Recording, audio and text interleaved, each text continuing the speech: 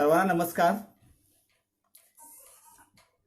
Shri prince Shivaji Maratha boarding house Kolhapur संचलित विवेक वाहिनी आणि मराठी विभाग न्यू कॉलेज कोल्हापूर यांच्या वतीनं आज ही ऑनलाईन चर्चासत्र आपणासमोर सादर होत आहे.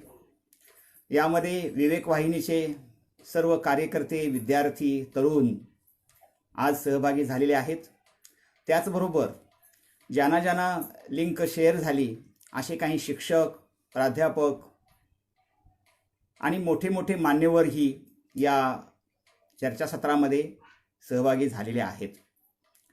या चर्चासत्राचे प्रमुख पाहुणे माननीय जी.आर. पाटील सर, त्याचबरोबर प्राध्यापिका चैत्रा राजाज्ञा, त्याचबरोबर भुदरगडचे शिक्षण विस्तार अधिकारी दीपक मेंगानी हे आपल्यात जॉईन होत आहेत.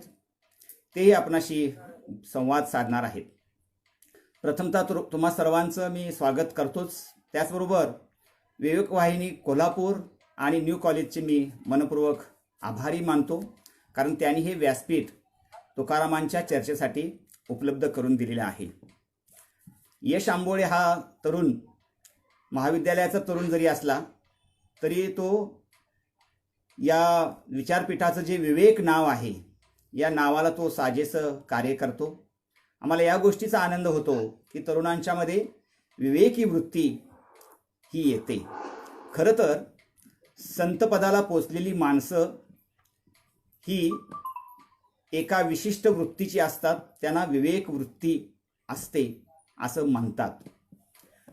म्हणजे ज्ञानदेवानी म्हटलेलं आहे, चंद्रू तेथे चंद्रिका, शंभू तेथे अंबिका, संत तेथे विवेका असणे कीजे. म्हणजे विवेक ज्याच्याकडे असतो तो संत पदाला पोहोचतो, संत होतो.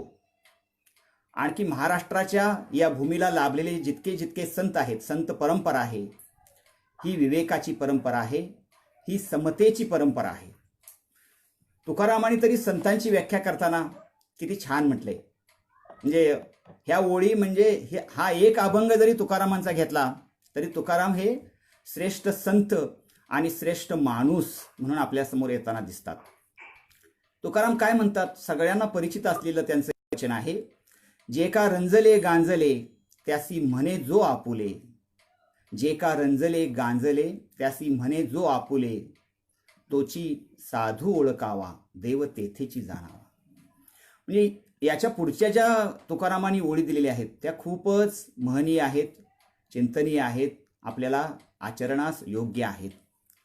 आणि म्हणून महाराष्ट्राची संत परंपरा ही खरं तर 13व्या शतकापासून सुरू झालेली आपल्याला दिसते. त्यापूर्वी 12व्या शतकामध्ये मंगळवेढा राज्य आणि कल्याण राज्यामध्ये महात्मा बसवण्णांनी सुद्धा अनुभव मंटपाच्या द्वारे एक विशिष्ट अशी परंपरा, संप्रदाय, एक जगण्याची पद्धत सुरू केलेली आपल्याला आढळते. आणि त्याचा प्रभाव पडून महाराष्ट्रामध्ये ज्ञानदेवानी भागवत धर्माचा पाया रचलेला आहे. म्हणजे तुकोबांची शिष्या, त्यांच्या अभंगावरून असं म्हटलं जातं, संत कृपा झाली इमारत फळा आली. आणि पुढंच बहिणाबाई अशी म्हणते, ज्ञानदेवे रचिला पाया उभारले देवालया, भजन करा सावकाश तुका झालासे कळस. म्हणजे भागवत परंपरेचा, समतेच्या तत्वज्ञानाचा कळस हा तुकाराम आहे हे आपल्याला सिद्ध होतं. या सर्व प्रवासामध्ये संतांच्या, प्रबोधनाच्या पर्वाच्या अनेक संत मेळे सामील झालेले आहेत. हे एकमेकांना, परस्परांना समजून घेऊन समतेची वाटचाल, प्रबोधनाची वाटचाल आणि भक्तीचं वातावरण तयार करताना दिसतात. या सर्वांमध्ये काय होतं ते आता आपण पाहूया. आज आपण तुकाराम नावाचा संत माणूस या पुस्तकाची ओळख करून घेण्यासाठी सगळे एकत्र आलेलो आहोत. असं संयोजकांनी सांगितलं की लेखक बोलतील आणि त्यानंतर प्रमुख पाहुणे बोलून शंका समाधान तुमचा संवाद होईल. परंतु असं न करता मी काही 5 मिनिटं बोलेन, आणखी तुम्हालाही बोलायला संधी देईन, असा आपण संवादात्मक हा विचार आज मांडायचा असा माझा विचार आहे.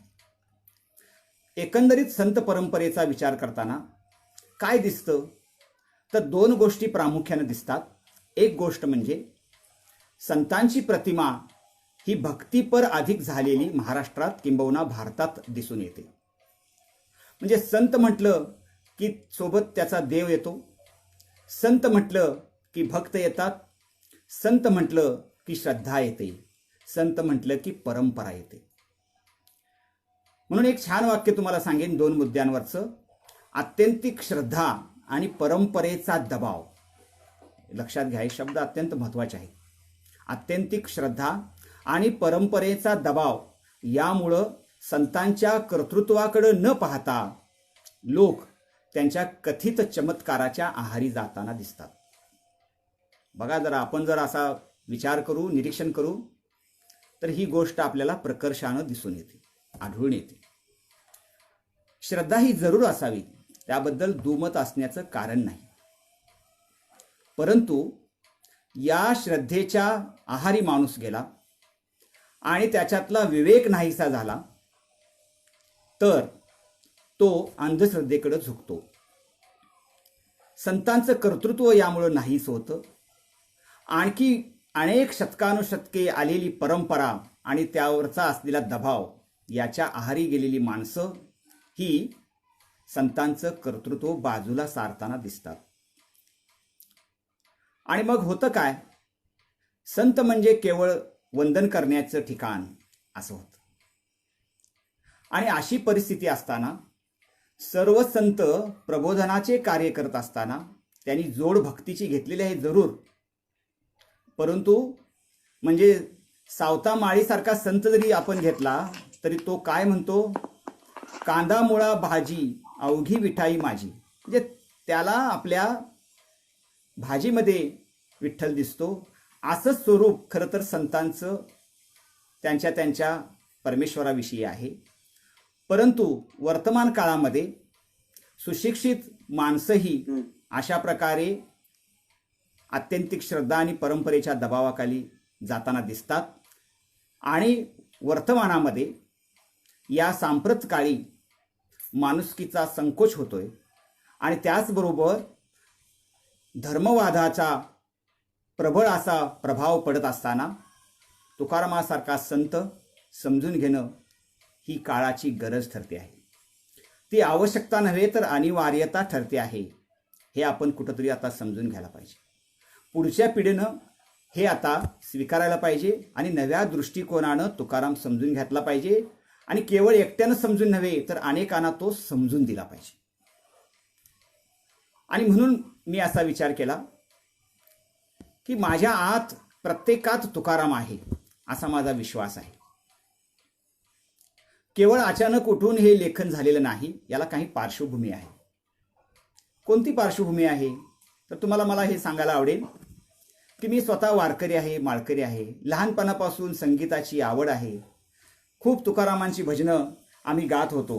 म्हणजे अनुरेणू या थोकडा, राजस सुकुमार, जाता पंढरीशी, भेटी लागे जीवा, असे कितीतरी अभंग तुकारामांचे आम्ही लहानपणापासून गात आलेलो आहे. आणि एक प्रकारची तुकारामांची ओढ आम्हाला निश्चितच आहे, होती. आणि त्या अंगानं विचार करताना असा विचार आला की कुठंतरी 50-60 वर्षापूर्वी आम्ही एक तुकारामांचा चित्रपट पाहिला होता. कृष्णधवल चित्रपट होता, ब्लॅक अँड व्हाईट. आणखी घरी एक तुकाराम चरित्र वाचनात आलं होतं. ते चरित्र लिहिलं होतं महिपती बुवानी.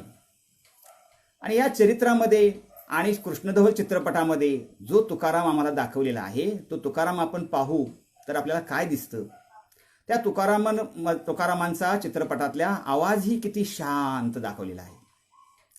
अगदी तो शांत दिसतो, गरीब दिसतो, भोळा दिसतो.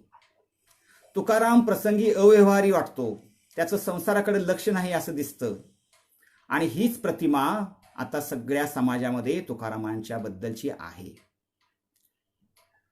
आणि मग गोष्ट अशी होते, संत म्हटलं, तुकाराम म्हटला की तो गालावर थप्पड मारून घेऊ शकतो, तो प्रतिकार करत नाही, तो दुबळा असतो, अशी जी प्रतिमा आहे ती कुठंतरी आपण मोडून काढली पाहिजे, खोडून काढली पाहिजे. याचं कारण मी तुम्हाला सांगेन. एकीकडं तुकारामांचं हे चरित्र आणि दुसरीकडं आपण तुकारामांची अभंग गाथा घेऊ तर काय दिसतं? मी तुम्हा सर्वांनाच आवाहन करेन, जर तुमच्याकडे तुकाराम गाथा घरी असेल तर मला आनंदच आहे, नसेल तर आपण जरूर अशा प्रकारची तुकाराम गाथा, जवळजवळ 4,500 अभंगांची तुकाराम गाथा ही 2008 सालची आहे. केवळ 50 रुपयाला देहू येथून मी घेतलेली आहे. आता याची जास्तीत जास्त किंमत 100 रुपये झाली असेल, परंतु माझी विनंती तुम्हाला आहे, ही गाथा म्हणजे जगण्याचं एकंदरीत तत्वज्ञान आहे.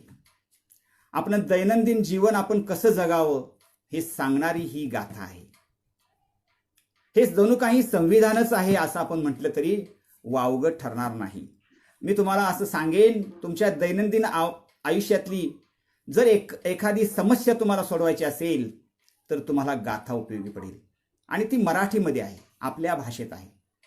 तरुणांनी ती अंगीकारली पाहिजे. आणि मग ही गाथा जर आपण पाहू, गाथा जर आपण अभ्यासू, वाचू, मी तुम्हाला आता पुढं सांगणार आहे तुकारामांच्या अभंग गाथेमध्ये अभंगांचं वर्गीकरण कसं आहे. हे जर आपण पाहू तर आपल्याला आश्चर्य वाटेल की एकीकडं तुकाराम भक्तिपर अभंग लिहितातच, परंतु त्याची असामान्य प्रतिभा सुद्धा दिसते. असामान्य प्रतिभा म्हणजे बघा ना, कित्येक वर्ष चालत आलेली गोष्ट आहे की एखादी नववधू, एखादी नवीन लग्न झालेली नवविवाहिता आपल्या माहेराहून सासराकडे जाते, तेव्हा तिचे भाव अवस्था काय असते, काय प्रतिभा आणि निरीक्षण आहे. कन्या सासूराशी जाये, मागे परतोनी पाहे, हे तुकारामांचे शब्द आहेत. किती वैश्विक शब्द आहेत पहा. म्हणजे ही तुकारामांची जी प्रतिभा आहे, एकीकडे अशी प्रतिभा, कवित्वाची प्रतिभा तुकारामांना लाभते, दुसरीकडे तुकाराम सांसारिकांना, प्रापंचिकांना उपदेश करतात. त्याच्या पलीकडे जाऊन जेवढे जेवढे ढोंगे आहेत, जेवढे जेवढे पापी आहेत, अन्याय आहेत, यांच्यावरती प्रहार करतात. 900 कन्यापुत्र होती तर का करणे लागे पती, असा प्रश्न विचारून अंधश्रद्धेला काय देतात? ठेंगा देतात. असे तुकाराम जर असतील, कित्येक तुकारामांचे अभंग आपण पाहू, पुढे पाहणार आहोत आपण ते, तर आपल्या अशी लक्षात गोष्ट येते की तुकाराम ही साधी आसामी नव्हती. ते अव्यवहारी नव्हते, ते व्यवहारी होते.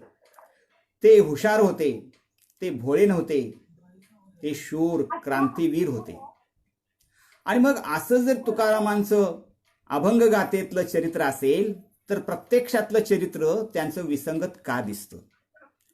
आणि तुकारामांच्या मधला आज आपण तुकारामांना देव म्हणतो, परंतु तुम्हा सर्वांनाच आव्हान आहे आणि आपण ही गोष्ट नेहमीच करणार आहोत, देवत्व बहाल करून आपली भूमिका संपणार नाही.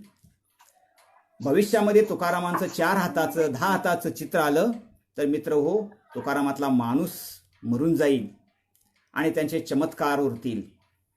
म्हणून हे जर पुस्तक आपण पाहाल, तुकाराम नावाचा संत माणूस, तर याचं मुखपृष्ठ पहा. अतिशय अर्थबोध देणारं मुखपृष्ठ गौरीश सोनार या तरुण चित्रकारानं काढलेलं आहे. या पुस्तकाचं शीर्षकच तुम्हाला काय सांगून जातं, तर संत तुकाराम असं पुस्तकाचं नाव नाही दिलेलं. ते संत जरूर आहेत, त्यांच्याकडे विवेक आहे, त्यांच्याकडे साधूपण आहे, त्यांच्याकडे संतपण आहेच, प्रश्नच नाही, परंतु त्यांच्या आतमध्ये माणूस आहे. तो माणूस आपण समजून घेतला पाहिजे. आम्हाला आज सुद्धा तुकाराम जैविकतेनं आम्हा सर्वांमध्ये असताना वारंवार दिसतात. आज सुद्धा जे जे लोक अन्यायाविरुद्ध पेटून उठतात, सत्याग्रह करतात, अहिंसेच्या मार्गाने सत्याग्रह करतात, ते सगळे तुकारामांचे अंश आहेत. प्रश्न विचारणारा सॉक्रेटिस असू दे, किंवा कार्यकारण भावाने आपली भूमिका वारंवार स्पष्ट करणारे नरेंद्र दाभोळकर असू देत, किंवा कोल्हापूरचेच कॉम्रेड गोविंद पानसरे असू देत, किंवा कर्नाटकातले कलबुर्गी सर असू देत, किंवा एखादी पत्रकार गौरी लंकेश असू देत, या सर्वांमध्ये मला तुकारामांचं अंश, तुकारामत्व हे प्रकर्षानं दिसून नेहमीच येतं. तर असे हे तुकाराम आपणा सर्वांसमोर यावेत आणि ते छोट्या पुस्तकात यावेत असा विचार केलेला आहे. पुस्तक खूप छोटं 100 पानांचंच केलेलं आहे, कारण एकदम गतीनं आपण सगळ्या प्रसंगांचं वर्णन अगदी ओघवत्या भाषेत केलेलं आहे. तुम्हा सर्वांना मी आव्हानही करणार आहे, कारण आपण हे पुस्तक वाचायला घ्याल तर 2-2.5 तासात हे वाचून संपवणार असं निश्चित आहे. तुकारामांचं चरित्र समजून घेण्यापूर्वी मी आणखी सांगेन, तुकारामांचे डॉक्टर प्राध्यापक सदानंद मोरे सर असं म्हणतायत की तुम्ही कोणत्याही संप्रदायाचे असा, तुम्ही पुरुष असा, स्त्री असा, पारमार्थिक असा किंवा प्रापंचिक असा, हा गौण भाग आहे. तुम्हाला तुकोबा साथ नेहमीच देतील. तुमच्या प्रत्येक ठिकाणी तुकाराम येतील. तुमच्या कृतीनुसार, तुमच्या आवडीनुसार ते तुम्हाला मदत करतील. आणि ही खरी गोष्ट आहे. या पुस्तकामध्ये जर तुम्ही वाचाल तर तुमच्या लक्षात येईल, तुकारामांच्या आयुष्यातले प्रसंग काही आम्ही सांगणार आहोत. त्यातला जो अत्यंत टोकाचा जो प्रसंग आहे तो म्हणजे त्यांच्या अभंगांच्या ज्या वह्या आहेत, गाथा जी आहे, ती जेव्हा इंद्रायणीत बुडवली जाते ना, तो सगळ्यात क्लेशकारक अनुभव आहे, तो प्रसंग आहे. मला सांगा, ज्या माणसानं अगदी खस्ता खाऊन सगळ्याशी झगडत, संघर्ष करत आपले अभंग रचलेले आहेत, लिहिलेले आहेत, असं जर त्याचं जे अस्तित्व होतं तेच जर नष्ट होत असेल तर त्याला किती यातना होत असतील. आणि म्हणून 13 दिवस जे तुकाराम त्या इंद्रायणी काठी बसले होते ना, ते रडत बसले नव्हते, ते सत्याग्रहाला बसले होते. त्याला शब्द आम्ही आता सांगतो, सत्याग्रह. आणि तो 17व्या शतकातला सत्याग्रह पुढे 19व्या शतकामध्ये एका रेल्वे स्टेशनवरती एका माणसानं आपल्या आयुष्यामध्ये आचरणात आणलेला आहे. केवळ निग्रो आहे म्हणून आणि पहिल्या डब्यात बसला म्हणून त्याला प्लॅटफॉर्मवरती ढकललं गेलं आणि त्यांच्यामध्ये तुकारामत्व वास करत असल्यामुळे ती व्यक्ती पेटून उठते आणि म्हणते की मला माझा हक्क मिळाला पाहिजे. ते कोण होते ते आपण ओळखलं असाल, ते महात्मा गांधीजी होते. तर हा जो सगळा तुकारामांचा जो प्रवास आहे, तुकारामत्वांचा, त्यांचं आयुष्य किती आहे तर मी तुम्हाला सांगेन, तुकारामांचं आयुष्य केवळ आणि केवळ 42 वर्षांचं आहे. 1608 साली तुकारामांचा जन्म देहू या गावी झाला. त्यांचे वडील बोल्लोबा, आई कनकाई, हे आपल्या सर्वांना टेक्निकल बाबी माहीत आहेत, परंतु आणखी काही गोष्टी आपल्याला माहीत असणं आवश्यक आहे. तुकारामांचं घर, कुटुंब हे संस्कारशील, सात्विक आणि वैष्णव होतं. त्यांच्या 8 पिढ्यांमध्ये वारकरी परंपरा होती, कीर्तन परंपरा होती, भजन होतं आणि घरची परिस्थिती, सांपत्तिक परिस्थिती ही छान, चांगली होती. विशेष म्हणजे प्रतिष्ठेचं असलेलं महाजन पद सुद्धा त्यांच्या कुटुंबात होतं. आणि हे सगळं असताना सुद्धा हे कुटुंब मात्र सात्विकतेनं आपलं आपलं काम, इतरांशी संवाद, संपर्क ठेवत असायचे. आणि घराणेशाहीनुसार आलेली त्यांच्या घरी सावकारकी सुद्धा होती. ही एक मोठी गोष्ट आहे सावकारीची. म्हणजे तुकाराम सावकार होते बरं का. आज सुद्धा काही लोक कायदा असताना सुद्धा छुपी सावकारी करतात, हे आपल्याला लक्षात येत असेल. म्हणजे त्या काळची सावकारी आणि आत्ताची सावकारी यामध्ये खूप मोठा फरक आहे. आणि मग तुकारामांचं चरित्र, जीवनचरित्र पाहायला जाऊ आपण, तर मी तुम्हाला सांगेन की त्यांच्या 2 भागामध्ये आपण त्यांचं चरित्र विभागता येतं. कसं विभागता येतं तर साधारणतः 21व्या वयापर्यंत तुकाराम हे अगदी सामान्य गृहस्थाश्रमीसारखं जीवन जगलेले आहेत. म्हणजे कसं, तर त्यांच्या आई वडिलांच्या सोबत ते राहत होते. त्यांचा भाऊ एक होता थोरला, सावजी होता. धाकटा भाऊ होता कान्होबा, कान्हजी होता. असे तिघे भाऊ होते. आणि तुकाराम आपल्या अभंगामध्ये, तुकारामांचं खरं तर चरित्र हे जास्त तुकारामांच्या गाथेवरनं आपल्याला समजून येतं. म्हणजे तुकारामच लहानपणाविषयी आपल्या नेहमी म्हणतात, बाळपणी आयसी वरुषे गेली 12. म्हणजे तुकाराम स्वतःच म्हणतात की माझी 12 वर्षे ही अशी खेळत. त्यांनी खूप, तुमची जर गाथा पाहिली तर कितीतरी खेळांची नावं त्यांनी त्या आपल्या गाथेमध्ये अभंग रूपानं लिहिलेली आहेत.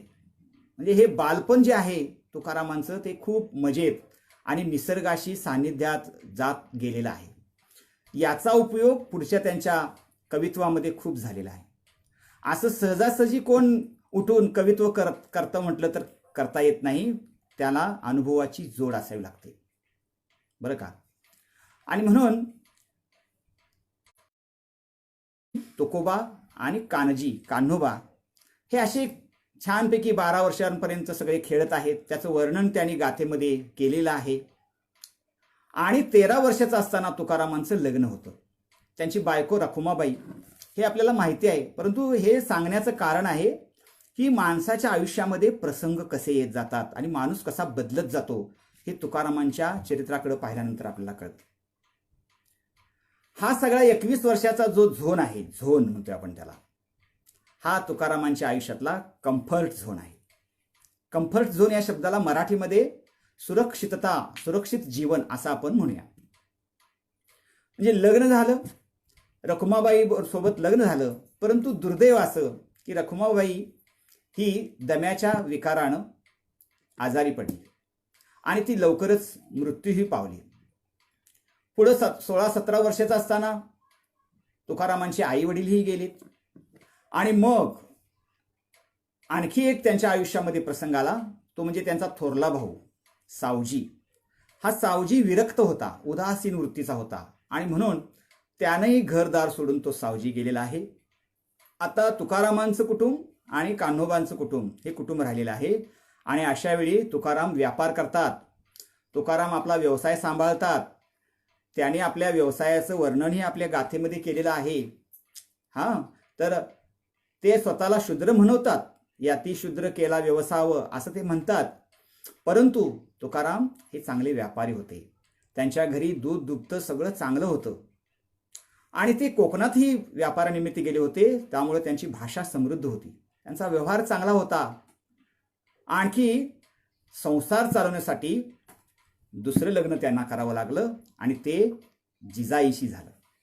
जी जिजाई, जिला आपण कसली स्त्री म्हणतो, कजाग स्त्री म्हणतो, बरोबर ना.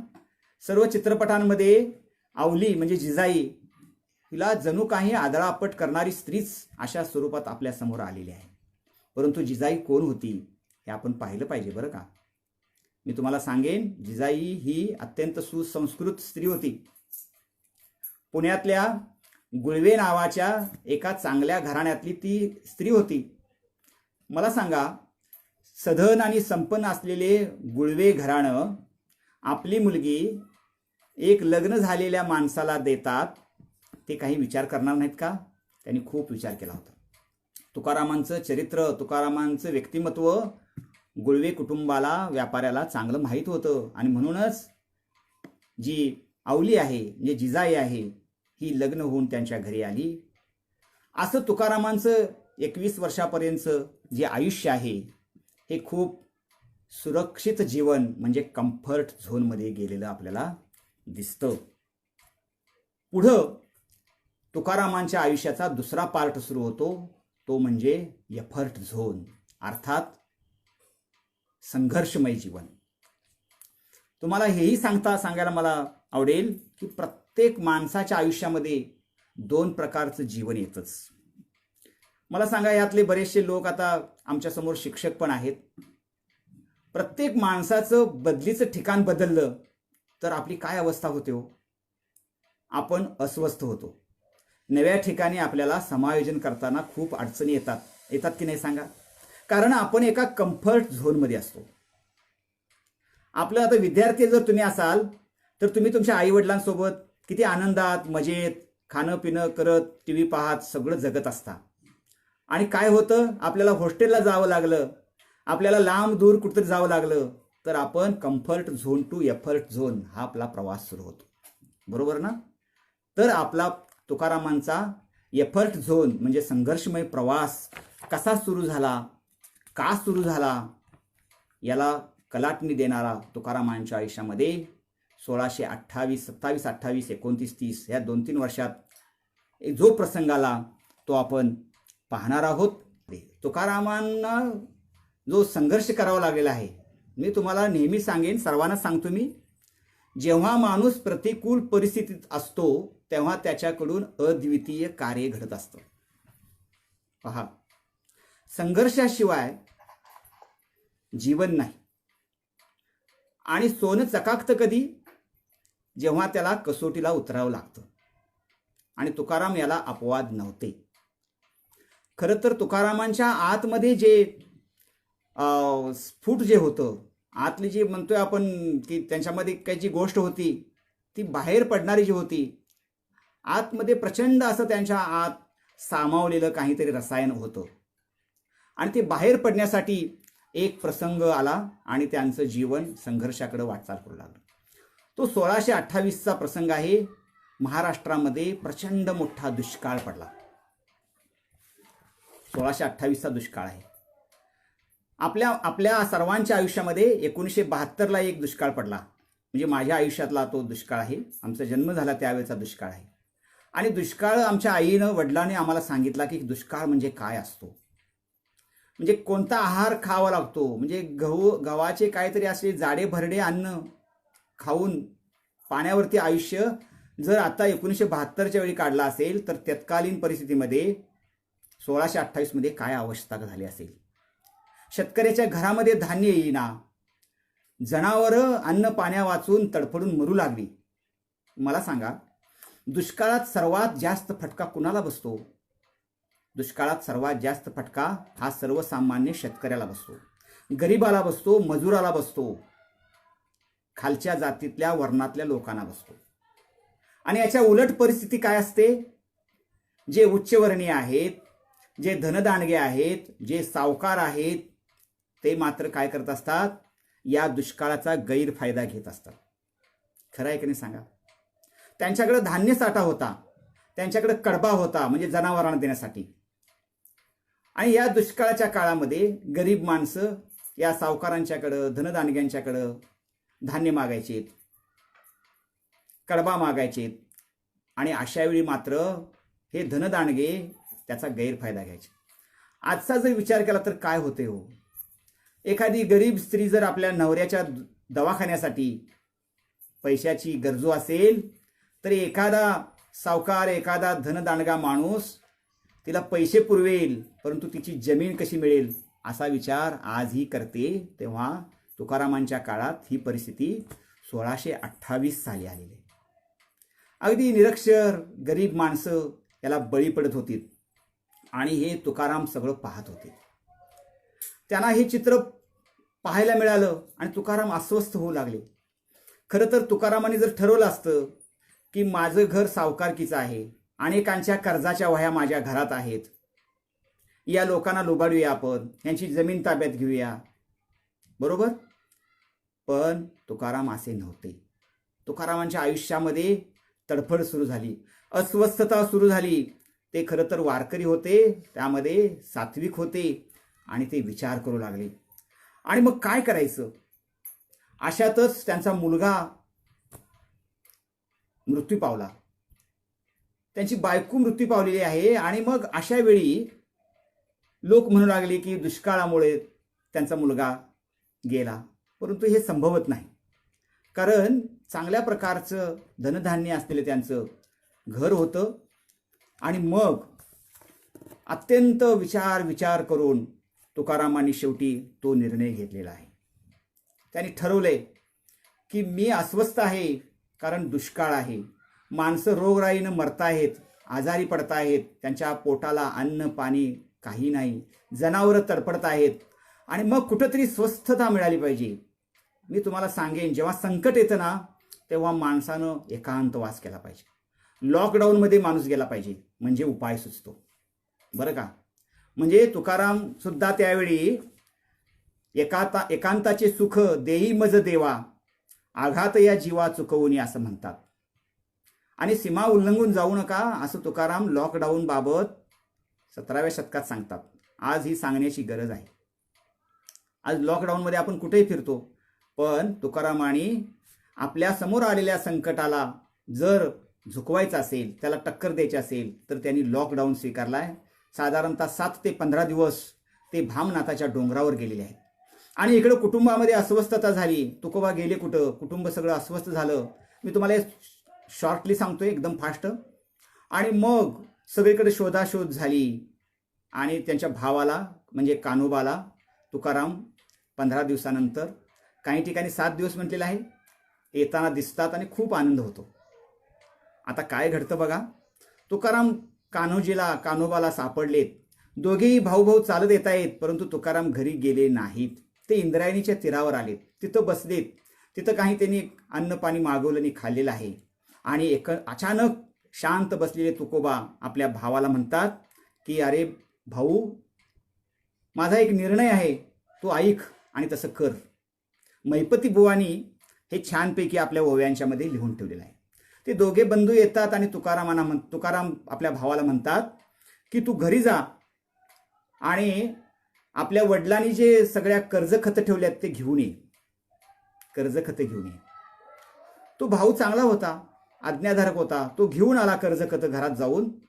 आता कर्जखतं आपला दीर नेतोय हे पाहून जिजाई आली आणि तिला हेही समजलं की आपला नवरा पण आलेला आहे, व्यवस्थित आहे.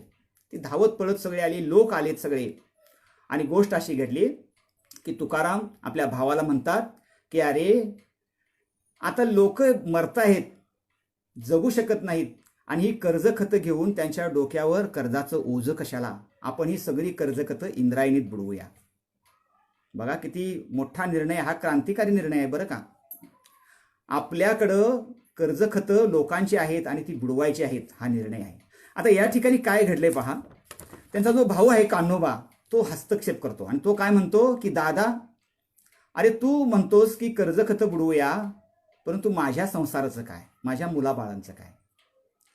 आता तुकाराम सावध होतात आणि भावाचा निर्णय मान्य करतात आणि म्हणतात असं असेल तर आपण ह्या कर्जखतांचे 2 भाग करूया. अर्धा भाग तुझा तू सांभाळ, परंतु माझा अर्धा भाग, म्हणजे 2 विभाग करून निश्चित कागद बुडविले उदकात. तुकारामाने केले काम आहे. सर्वांसमोर, बायकोसमोर आपल्या वाटेला आलेले कर्जखतं लोकांची त्यांनी बुडवली. मला वाटतं सर्वात मोठी आयुष्यातली क्रांतिकारी कृती कोणती केली असेल तुकारामाने, ती ही केलेली आहे. ही आपण लोकांसमोर आणली पाहिजे. ही क्रांतिकारी कृती आहे. इथं तुकाराम वेगळा झालेला आहे. इथं तुकाराम स्वतःच्या संसारापेक्षा जगाच्या संसाराकडे पाहताना दिसतो. आणि मग जिजाई चिडते आणि कोणतीही स्त्री चिडणारच, स्वाभाविक आहे. जिजाईचा राग हा चुकीचा नाही. कुठली स्त्री असे करेल हो की त्यानंतर खरं तर पुढच्या आयुष्यामध्ये तुकारामानं सगळं आपलं शेत होतं ते दुसऱ्याला लावलेलं आहे. आणि कुणाला लावला असेल तुम्हाला आश्चर्य वाटेल. ज्यानं तुकारामांना त्रास दिला तो मंबाजी बुवा ब्राह्मण होता.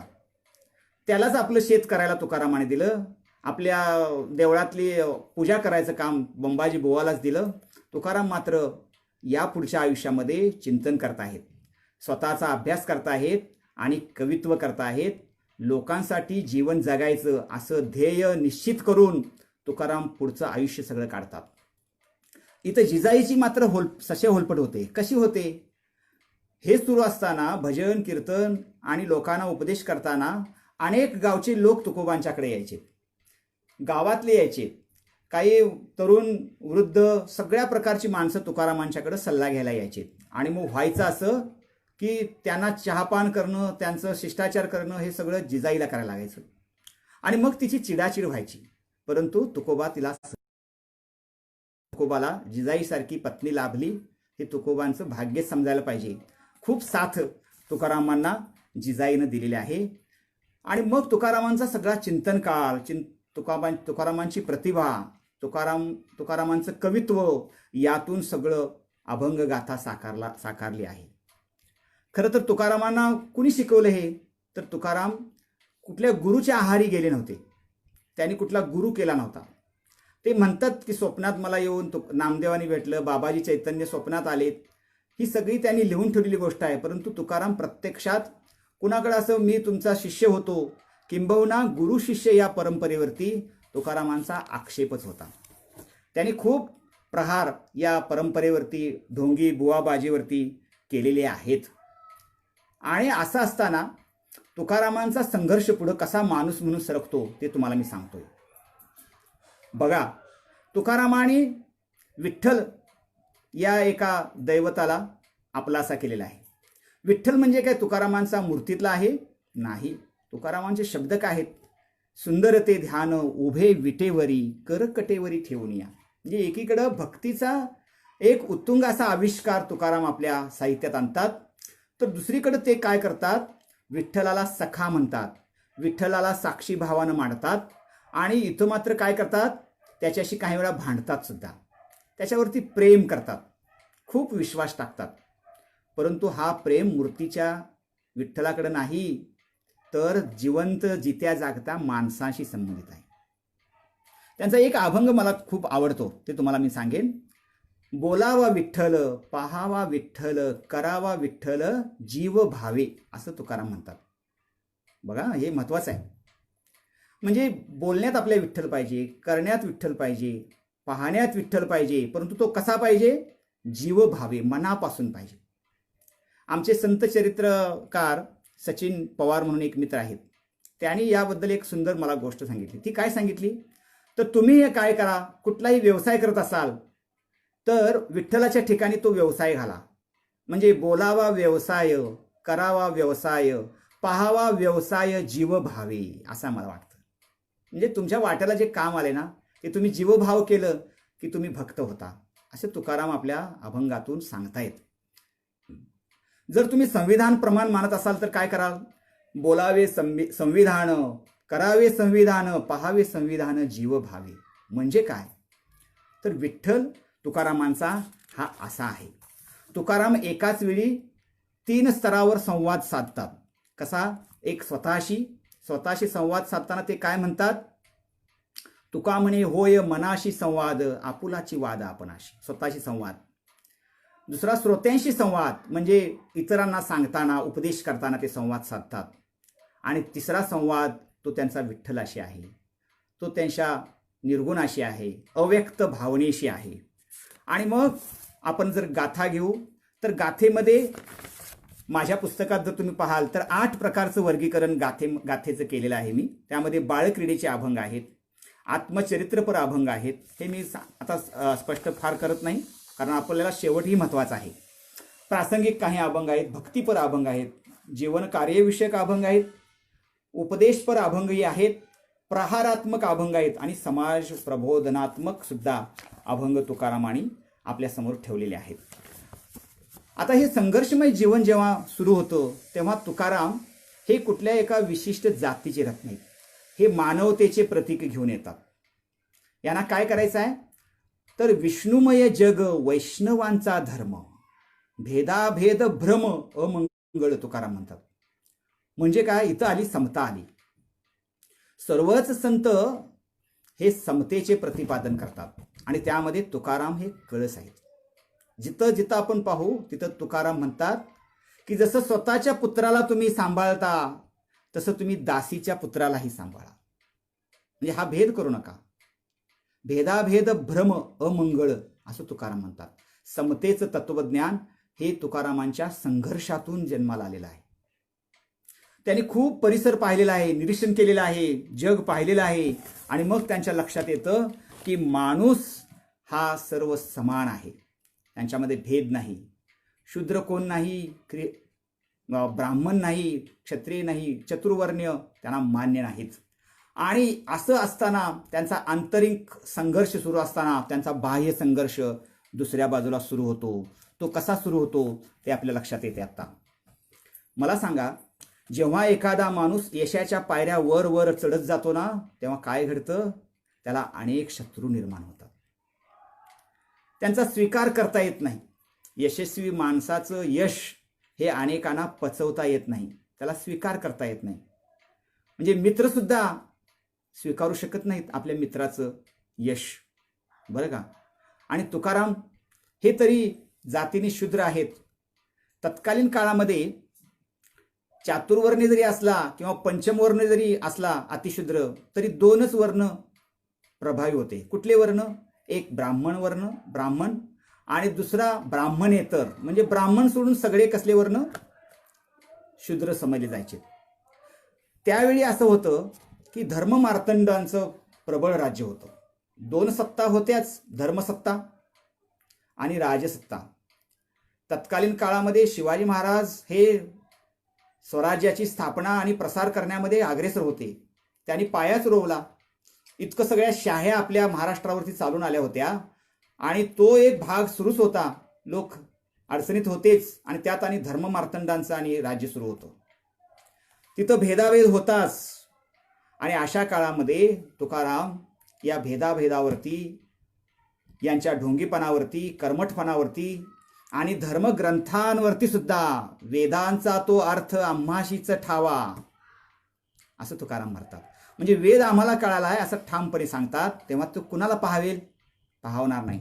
आणि मग मंबाजी बुवाचं टोळकं जमा झालं.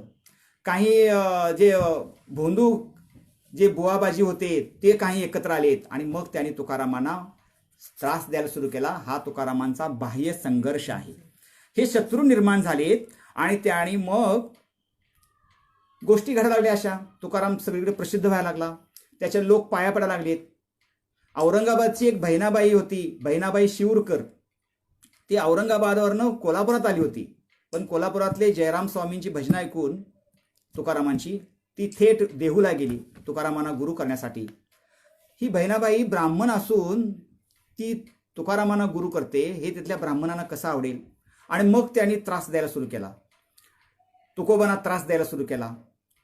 धर्मग्रंथांचे काही नियम आहेत बरं का. धर्मग्रंथांचे नियम काय आहेत की शूद्रांनी वेद पठण करायचं नाही, शूद्रांनी वेद सांगायचे नाहीत, शूद्रांनी वेद सांगितले तर त्याला काठीनं झोडायचं. असे नियम 5-7 नियम आहेत. ते पुस्तकात आपल्याला पाहायला मिळतील. आणि मग तो प्रसंग आला. तुकारामांच्यावरती खटला रचला गेला. तुकारामांच्यावरती आळंदीमध्ये रामेश्वर भट्ट वाघोलीकर बहुलकर हे ज्ञानदेवांचे शिष्य होते. स्वतः वारकरी मात्र नव्हते, परंतु प्रचंड विद्वान माणूस होता, परंतु कर्मठ होता. आणि त्यांच्याकडे हा खटला गेला. त्या धर्मशास्त्राच्या नियमानुसार तुकारामांच्यावरती 3 आरोप केलेत. आता थोडक्यात सांगतो 3 आरोप. पहिला तुकारामांच्यावरती कुठला आरोप केला असेल तर तुकाराम काय करतायत? शूद्र असून सुद्धा वेदांचा अभ्यास करतायत, अभंग रचतायत. हे मोठा आरोप तुकारामांच्यावरती आहे आणि लोकांना सांगतायत. दुसरा अभंग होता की ते ब्राह्मणांना शिष्य करून घेतायत. म्हणजे बहिणाबाई शिवरकर झाली. कचेश्वर भट्ट नावाचा एक त्यांच्याकडे जात होता माणूस. नंतर तर पुढं मंबाजी सुद्धा त्यांच्यासोबतच आहे, परंतु तो स्वकीय शत्रू झाला आणि काही कारवाया करू लागला. काही ब्राह्मण लोक त्यांच्या पाया पडू लागलेत. आणि मग हा तुकारामांच्यावरती 3 आरोप झालेत. एक, शूद्र असून वेद पठण करतो, अभंग लिहितो, ब्राह्मणांना शिष्य करतो, लोकांच्याकडनं पाया पडून घेतो. आणि या गोष्टीमुळं तुकारामांच्यावरती खटला भरला. आणि तुम्हाला सांगायला मला आवडेल की आवडण्यासारखी गोष्ट खरं तर नाही आहे, कारण खटल्यामध्ये दोन्ही बाजूंना खरं तर ऐकून घ्यायला पाहिजे. परंतु त्या धर्मग्रंथाचा सुद्धा एक नियम आहे. तो काय आहे नियम? की ब्राह्मणाविरुद्ध जर खटला असेल तर त्यामध्ये ब्राह्मणांच्या बाजूने न्याय द्यावा. शूद्राविरुद्ध खटला असेल तर शूद्राच्या विरुद्ध न्याय द्यावा. किती अजब गोष्ट आहे. मनुस्मृती जर तुम्ही वाचणार असाल तर जरूर वाचा. माझ्याकडे आहे मनुस्मृती, ई बुक म्हणून माझ्याकडे मनुस्मृती आहे. कोणाला पाहिजे असेल तर ती जरूर वाचा. त्यामध्ये आपल्याला काही गोष्टी कळतील. तर तुकारामांच्यावरती खटला भरला आणि रामेश्वर भट्ट वाघोलीकरांनी स्वतःच निर्णय देऊन टाकला की तुकाराम हे दोषी आहेत. या तिन्ही खरं तर हे तिन्ही आरोप सिद्ध होऊ शकत नव्हते. कारण कुठल्या घरात जन्म घ्यायचा हे माणूस ठरवणार कसा? कोण ठरवणार? आणि त्यावरनं अभंग करायचं. तर अभंग रचना ही स्वतःची प्रतिभा आहे. तुकारामांचा तो आरोप नव्हता. तुकाराम स्वतः कुणालाच गुरु करून घेत नव्हते, मला माझ्या पाया पडा म्हणत नव्हते. तर वारकरी संप्रदायांचा तो एक काय आहे, मोठा संस्कार आहे नमस्काराचा, तो पाळत होते. आणि अशा वेळी तुकारामांच्यावरती विरुद्ध खटला गेला आणि त्यामध्ये त्यांना शिक्षा झाली. त्यांची सगळी धनसंपत्ती जप्त केली, त्यांची गावातनं हकालपट्टी करण्याचा निर्णय झाला, त्यांच्यावर बहिष्कार टाकला. आणि सगळ्यात मोठा त्यांच्यावरती कुठली कारवाई झाली असेल तर त्यांची जीव की प्राण असणारी गाथा होती, ती बुडवायचा विचार केला. आणि ही सगळी कारवाई गावच्या पाटलानं करावी असाही आदेश झाला. मित्रहो, मी तुम्हाला सांगेन, माणसाच्या आयुष्यामध्ये असा जर प्रसंग आला तर तो खूप वाईट असतो. तुकाराम अशा वेळी मी तुम्हाला सांगेन की जेव्हा माणूस सत्यानं आणि प्रामाणिकपणे काही गोष्टी करत असतो आणि अशा प्रसंगात त्याला साथ देणारी माणसं खूप कमी असतात. तुम्हा प्रत्येकाच्या आयुष्यामध्ये असे प्रसंग येतील ना, तेव्हा तुम्हाला ही अनुभूती येईल.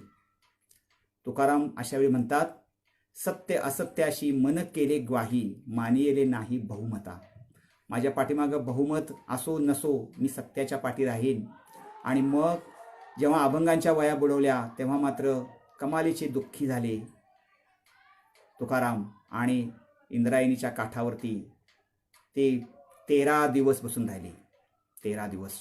आणि 13 दिवसानंतर अनेकांनी त्यांना प्रयत्न केला की तुकोबा उठा, चला घरी चला, परंतु ते बसले होते, ते रडत नव्हते, ते उपोषण करत होते, ते सत्याग्रह करत होते, सत्याचा आग्रह धरत होते. अरे मी सत्य वागलो असताना माझ्यावरती ही का कारवाई केली. आणि मग असं झालं, आजूबाजूच्या गावांमध्ये एक 2-4 माणसं तरी असतात ना अशी की ज्यांना सत्य कळतं, ज्यांना सत्याच्या पाठी उभा राहावंसं वाटतं. 2-4 माणसं म्हणाली की अरे ज्यानं आपल्याला प्रबोधन केलं, ज्यानं सुखाच्या गोष्टी सांगितल्या, आमचं कष्ट हलकं केलं, त्याच्या पाठीशी राहूया.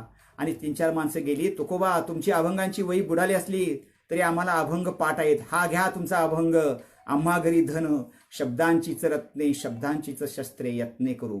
आणि मग एक एक एक अभंग गेला. 4 माणसांच्या ठिकाणी 8 माणसं आली, 10 माणसं आली, 100 आली. आणि मग तुकाराम उठले, सगळे अभंग एकत्र व्हायला लागले. कुणीतरी पाण्याच्या डोहात त्या इंद्रायणीच्या उडी मारली, तुकारामांचं भिजलेलं गाठोडं वरती काढलं, ते उघडलं, काही पानं सुरक्षित होती, ती वाळवली. आजही तुम्ही देहूला गेलात तर भिजकी वही म्हणून प्रसिद्ध आहे, आपल्याला पाहायला मिळेल. तर यामध्ये तुकारामांना काय झालं, जनमानस एकत्र आलं आणि तुकारामांची गाथा ही पाण्यातनं वर कशी आली, ती चमत्कार होऊन आली नाही, ती लोकांच्या मुखातून आलेली आहे. काही लोकांनी घरात अभंग लिहिलेले आहेत आणि अशा प्रकारे तुकारामांची गाथा सिद्ध झाली. तुकाराम पुन्हा एकदा चांगल्या प्रकारे समाज मानसामध्ये रुळले. परंतु तुम्हाला पुन्हा सांगेन की अशा माणसांचे शत्रू थांबत नाहीत, गप्प राहत नाहीत. पुन्हा ते कारवाया करू लागले. तुकारामांच्या बद्दलचे अर्वाच्य भाषा वापरणं, शिवीगाळ करणं, ह्या गोष्टी त्यांनी चालू केल्या. आणि तो दिवस आला, शत्रूनं संधी साधली. कधी साधली असेल, तुम्हाला काय वाटतं? मी तुम्हाला सांगतो, फाल्गुन वद्य द्वितीया. फाल्गुन वद्य द्वितीया हा दिवस म्हणजे होळीच्या दुसरा दिवस, म्हणजे आपण त्याला मराठी भाषेत शिमगा म्हणतो. होळीला आपण शिमगा म्हणतो. शिमग्याचा दुसरा दिवस याला धुळवड म्हणतात. शिमग्याच्या रात्री तुकाराम कीर्तनातून अचानक गायब झाले असा उल्लेख चरित्रांमध्ये आढळतो. आणि त्यांना एक विमान न्यायला आलं, पुष्पक विमान आलं न्यायला. आता 400 वर्षापूर्वीची गोष्ट आहे. आम्ही असं म्हणत असलो, महाभारत रामायणामध्ये जर अशी कथा झाली असती तर एक खरं ठरलं असतं. पण शिवाजी महाराजांच्या काळात इंग्रज इथं आले होते 1600मध्येच ना इंग्रज आलेत. तर या काळामध्ये एक वैकुंठातनं कुठून तरी विमान येतं आणि ते तुकारामांना घेऊन जातं. परंतु आपण तो आता विचार करणार आहोत. हा शेवटच्या टप्प्याकडे आपण आता येतो आहोत. तुकारामांना आपल्याला लक्षात आलं होतं की आता माझ्या जीवाला काहीतरी धोका आहे. म्हणून ते म्हणत होते, मरणाही आधी राहिलो मरोनी, मन केले मणी होते ऐसे. म्हणजे त्यांना समजून आलं होतं की मला धोका आहे, कारण मी इतकं प्रहार करतोय लोकांच्यावरती. हे जग सुधारावं, ह्या सर्वांचं लोककल्याण व्हावं, समता प्रस्थापित व्हावी म्हणून मी धडपडतोय, संघर्ष करतोय, माझ्या जीवाला धोका आहे. आणि तो धोका फाल्गुन वद्य द्वितीया म्हणजे धुलिवंदना दिवशी आला. धुलिवंदन म्हणजे काय तुम्हाला सगळ्यांना माहिती आहे. धुलिवंदना दिवशी कितीही बोंबा मारायच्या, कितीही शिवा द्यायच्या, आरवाची शिवीगाळ करायची, एकमेकांच्या अंगावरती घाण उडवायची, असा तो प्रसंग असतो. महाराष्ट्रामध्ये हा प्रसंग खूप मजेशीर असतो आणि 1650 या वर्षी तुकारामांची धिंड काढली, लोकांनी दुर्लक्ष केलं आणि अज्ञात स्थळी तुकारामांचा मृत्यू झाला.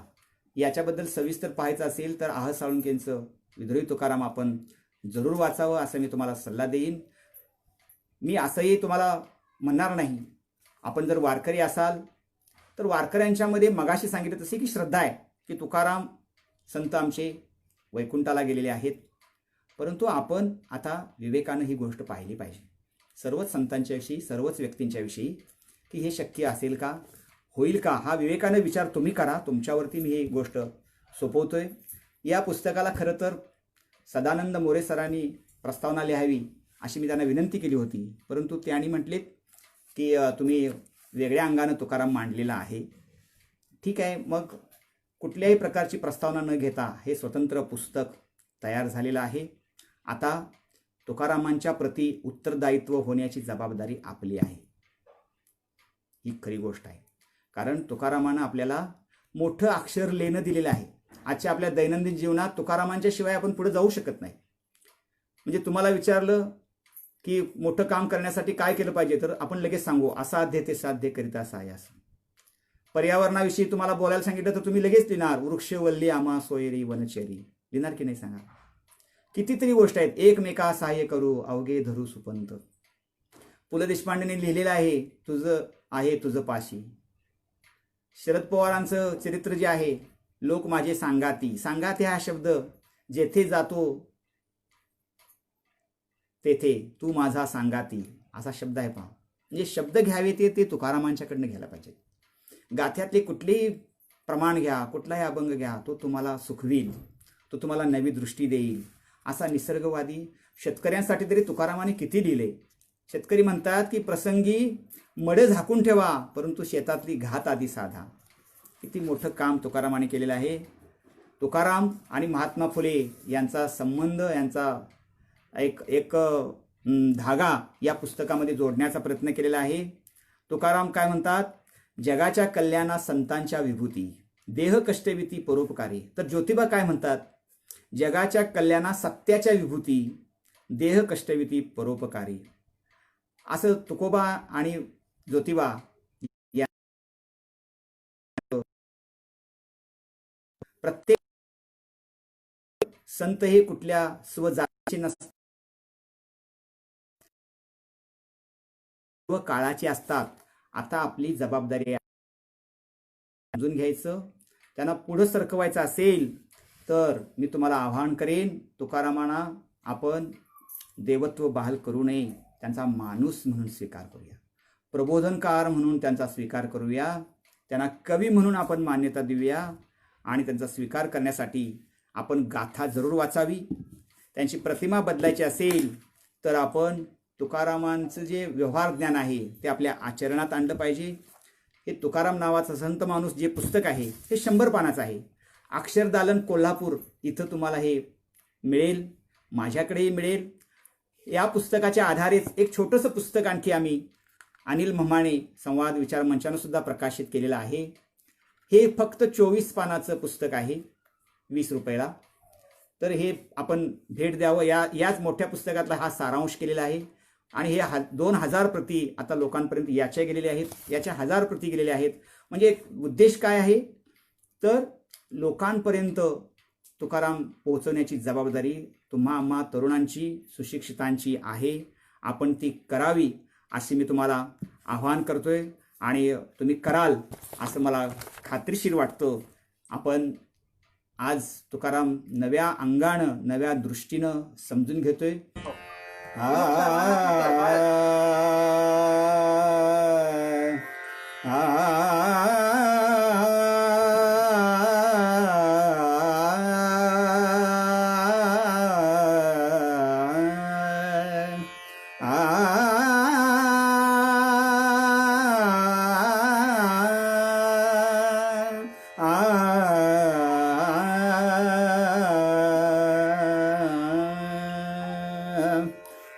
विष्णुमय जग वैष्णवांचा धर्म विष्णुमय जग वैष्णवांचा धर्म भेदाभेद भ्रम अमंगळ भेदाभेद भ्रम अमंगळ विष्णुमय जग आई काजी तुम्ही भक्त भागवत आई काजी तुम्ही भक्त भागवत कराल ते हित सत्य करा विष्णुमय जग वैष्णवांचा धर्म भेदाभेद भ्रम अमंगळ भेदाभेद भ्रम अमंगळ कोणाही जीवाचा न घडो मत्सर कोणाही जीवाचा न घडो मत्सर वर्म सर्वेश्वर पूजनाचे विष्णुमय जग तुका म्हणे का देहाचे अवयव तुका म्हणे का